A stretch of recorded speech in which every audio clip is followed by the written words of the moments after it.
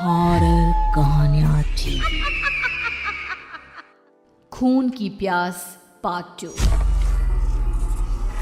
और उसके बाद वो जंगल एक बार फिर से सुमन की चीखों से गूंज उठा। लेकिन आज की रात सुमन की चीखों को सुनने वाला वहां पर कोई भी नहीं था। अगर वहां पर कोई मौजूद था तो बस हरिया, जो कि अब एक भेड़िए में बदल चुका था। सुमन के बालों को पकड़कर घसीटते हुए वो जंगल के बीचों बीच एक जगह पर ले जा रहा था। अगली सुबह गांव में। अरे भाई, पता नहीं क्या बात है, अपने गांव का हरिया किसान और उसकी पत्नी सुमन दोनों गायब हैं। दोनों का कोई अता पता नहीं। अरे कैसी बातें कर रहे हो भाई, ये कब हुआ है? अरे पूरे गांव में खबर फैली पड़ी है। कल रात को दोनों खेत की तरफ जा रहे थे, लेकिन लौटकर आए ही नहीं। तो हो सकता है अपने खेत पर होंगे। पूरा गांव ढूंढ कर आया है भाई। जानते हो क्या मिला वहाँ पर? क्या हुआ भाई? क्या मिला? बताओ हमें, क्या मिला? अरे हरिया की पत्नी सुमन के कपड़े पड़े हुए थे। शरीर का एक एक कपड़ा फटा हुआ झोपड़ी के बाहर पड़ा था, लेकिन दोनों पति पत्नी का कोई पता ठिकाना नहीं था। अरे भाई, लेकिन उसका जो दोस्त है ना रामू किसान, उससे पता करके आते हैं ना। अब तक तो दोनों साथ ही खेत पर जाया करते थे। हाँ, हमें उसके घर जाना चाहिए भाई। चलो वहाँ चलते हैं, चलो। वो सारे लोग रामू के घर पर पहुंचते हैं। रामू अपने घर के बाहर बैठकर हुक्का पी रहा था। आज सारे के सारे लोग टोली बनाकर मेरे घर क्यों आ रहे हैं? क्या कोई मर गया क्या भाई? अरे कैसी बातें कर रहे हो? तुम्हारा सबसे अच्छा दोस्त हरिया और उसकी पत्नी गायब है और तुम यहाँ बैठकर हुक्का पिए जा रहे हो हैं? रामू ने अजीब सी नजरों से उन सब गांव वालों की तरफ देखा, जिसकी वजह से वो लोग एक बार के लिए डर गए। गायब है? अरे गायब नहीं है, मुक्ति मिल गई है। उन दोनों को मुक्ति मिली है। इस दुनिया में आकर हर इंसान पाप करता है और उसे उसके पापों के लिए मुक्ति मिलना बहुत जरूरी है।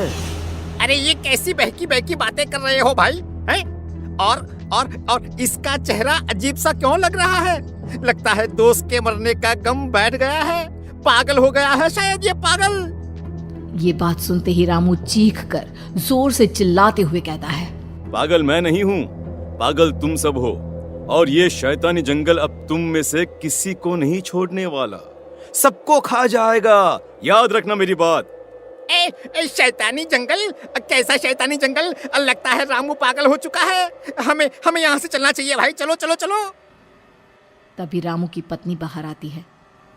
नहीं, आप लोग इनकी बात का बुरा मत मानिए। 2 दिन पहले हरिया के साथ खेत पर गए थे। जब से वहाँ से आए हैं तब से ऐसी ही बातें कर रहे हैं। भगवान जाने ऐसा क्या देख लिया उन्होंने, खेत में कुछ भी बड़बड़ाते रहते हैं। लेकिन गांव के लोगों ने कमला की कोई बात नहीं सुनी और वो सब वहां से चले गए। रात अब धीरे धीरे ढलने लगी थी। तभी अचानक किसी ने धीमी सी आवाज में रामू को पुकारा। रामू, आ जाओ, मैं तुम्हारा इंतजार कर रहा हूँ। और सुनो, अपनी पत्नी को साथ लेकर आना, नहीं तो काम अधूरा रह जाएगा। ये आवाज सुनते ही रामू के चेहरे पर शैतानी मुस्कुराहट आ जाती है। वो धीमे कदमों से अपने घर के अंदर आता है। क्या हुआ? तबीयत ठीक है ना अब आपकी?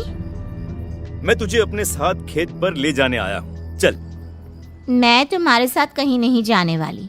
मुन्ना गहरी नींद में सो रहा है और उसे अकेला छोड़कर मैं तुम्हारे साथ खेत पर नहीं आ सकती। वैसे भी तुम्हारे उन खेतों में भगवान जाने कौन सा राक्षस घूम रहा है, मुझे तो डर लगता है। रामू गुस्से में दांत पीसता अपनी झोपड़ी से बाहर आ जाता है और कमला गहरी नींद में अपने बच्चे के साथ सो जाती है। तभी अचानक रात को रामू की झोपड़ी के ऊपर एक साया वही गाना गुनगुनाते हुए घूमने लगता है जो हरिया के मोबाइल में बजा करता था। मैं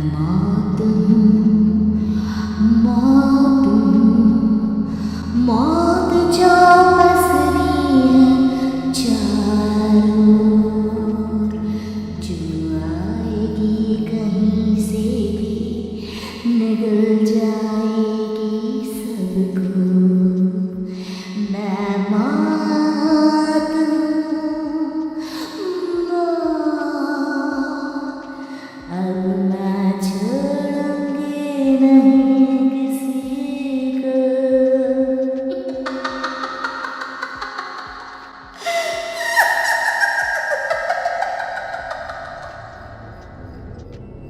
ये आवाज सुनकर रामू की पत्नी कमला की आंख खुलती है और वो देखती है कि उसका मुन्ना अपनी जगह से गायब था।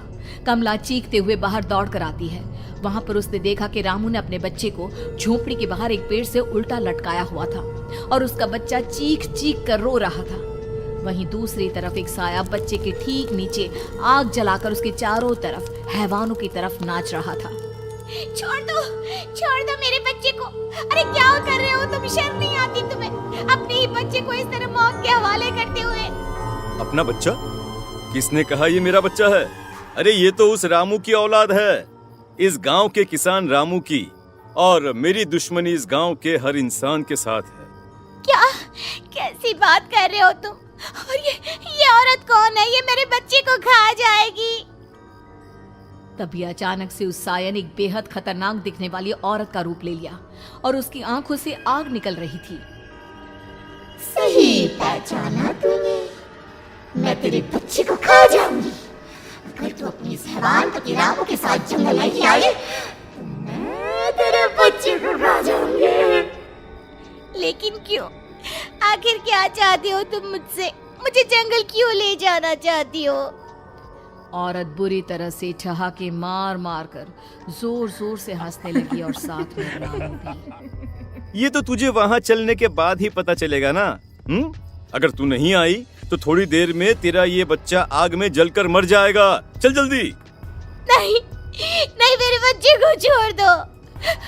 तुम जहाँ कहोगे मैं तुम्हारे साथ चलने के लिए तैयार हूँ। और उसके बाद उस बच्चे को झोपड़ी में लिटाकर आगे आगे वो साया चल रहा था और उसके पीछे पीछे रामू अपनी पत्नी के बाल पकड़कर उसे घसीटते हुए जंगल की तरफ ले गया। जंगल में जाने के बाद, कितनी खूबसूरत हो तुम। आज की रात बस तुम और मैं एक दूसरे के साथ रहेंगे। मुझे तुमसे बहुत डर लग रहा है। तुम्हें क्या हो गया है? तुम तो बिल्कुल ठीक थे। वो होगा जो हमारे बीच होना चाहिए। तो आओ अपने आप को मेरे हवाले कर दो। कमला ने डर की वजह से अपनी दोनों आंखें कसकर बंद कर ली थी। रामू ने बुरी तरह से चीख कर कमला से कहा, आंखें खोलो अपनी और मेरी तरफ देखो। कमला ने जैसे ही अपनी आंखें खोली उसने देखा कि रामू एक खतरनाक खूनी हैवान में बदल चुका था। कौन हो तुम? जाने दो मुझे। क्या चाहते हो मुझसे? वही जो एक आदमी एक औरत से चाहता है।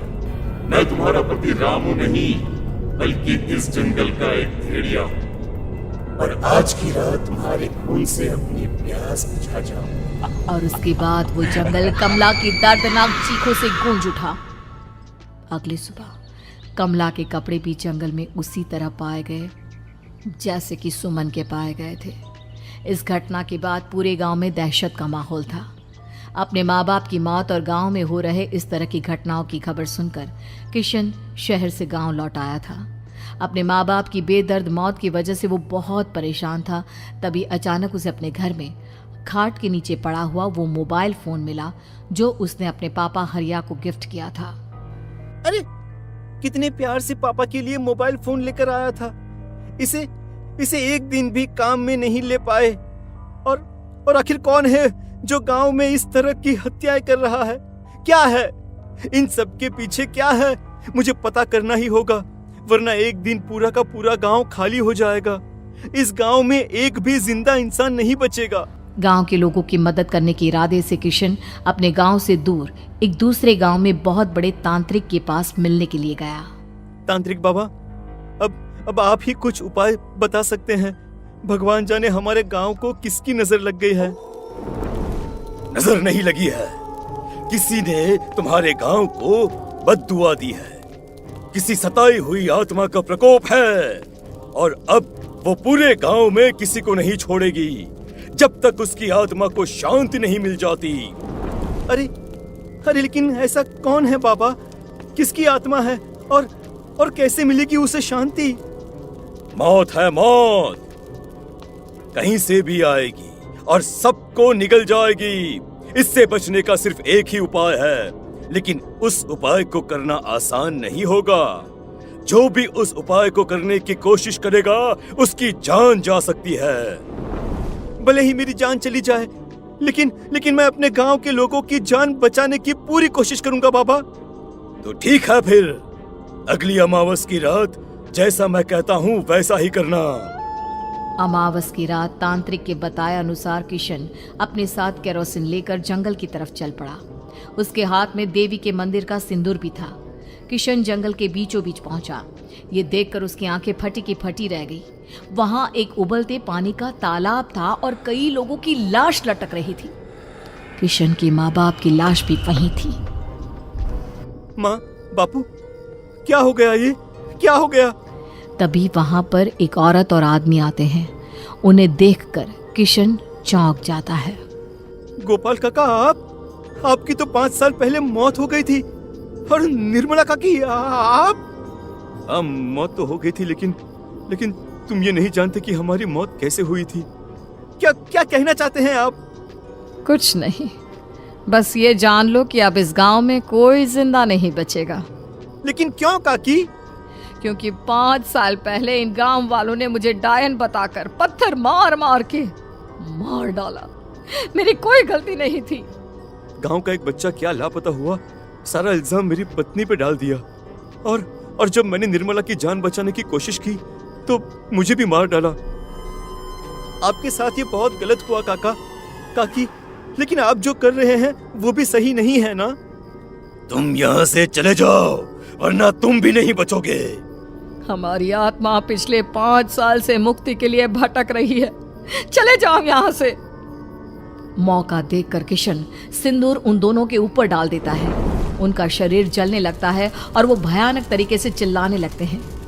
अगले ही पल किशन उनके ऊपर केरोसिन डाल देता है और वो दोनों जल जाते हैं।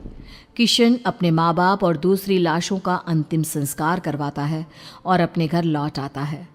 लेकिन वो अभी भी इस बात से अनजान है कि मोबाइल अभी भी बज रहा था। मैं मातम